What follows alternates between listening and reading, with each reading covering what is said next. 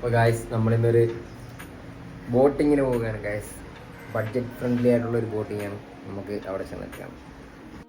ഇതാണ് ഞങ്ങൾക്ക് പോകാനുള്ള ബോട്ട്. ആദ്യമായിട്ടാണ് ഞാൻ ഈ ബോട്ട് തിരിച്ചിടുന്ന കാണുന്നത്, അതും ചെറിയ ഗ്യാപ്പിൽ. സാധാരണ ബോട്ട് വളയ്ക്കുന്നതൊക്കെ നമ്മൾ കാണുന്നുണ്ടെങ്കിലും ഇതുപോലൊരു കാഴ്ച ആദ്യമായിട്ടാണ് കാണുന്നത്. ആദ്യമായിട്ട് കാണുന്നവരുണ്ടെങ്കിൽ ഒന്ന് കമൻറ്റ് ചെയ്യാൻ മറക്കരുതേ.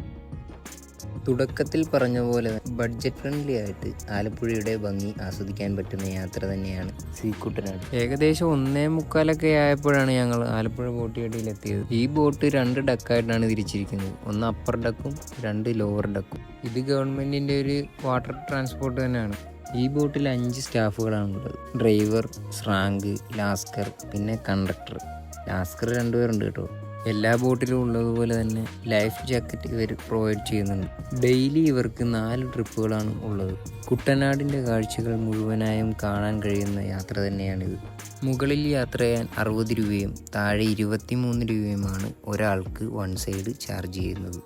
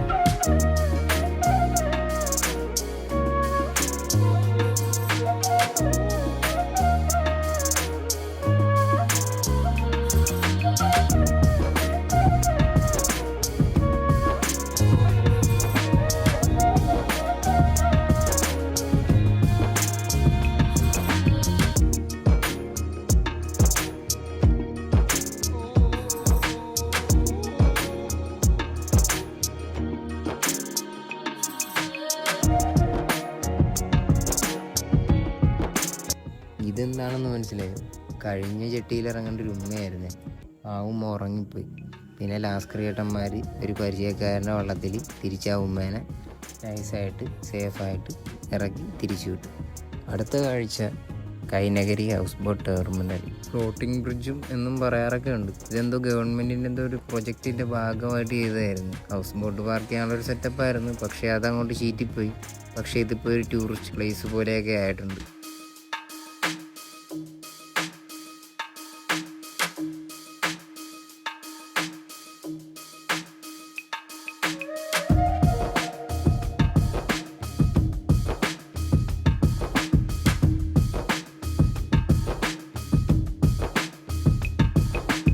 ഇതാണ് ഗായ്സ് നമ്മുടെ ലാസ്റ്റ് കൈനഗിരി ജംഗ്ഷനിൽ വന്നിരിക്കുകയാണ്. അപ്പോൾ ഇവിടെ നമുക്ക് 20 മിനിറ്റ് റെസ്റ്റ് എടുക്കാനുള്ള സമയമൊക്കെ കിട്ടും. ഞങ്ങൾ നേരെ പോയി 2 ജ്യൂസും പപ്സും ഒക്കെ കഴിച്ച് നൈസായിട്ട് കുറച്ച് നേരമൊക്കെ അവിടെ ഇരുന്നു.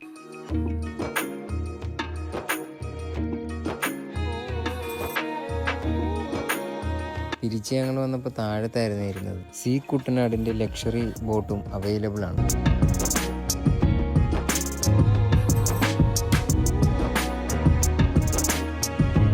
കുട്ടനാട്ടുകാരുടെ KCB വണ്ടിയുണ്ട്. ഇതാകുമ്പം AI ക്യാമറ വെട്ടി ഓടിക്കത്തില്ല, എന്തുകൊണ്ടും വെച്ച് കെട്ടുകയും ചെയ്യും.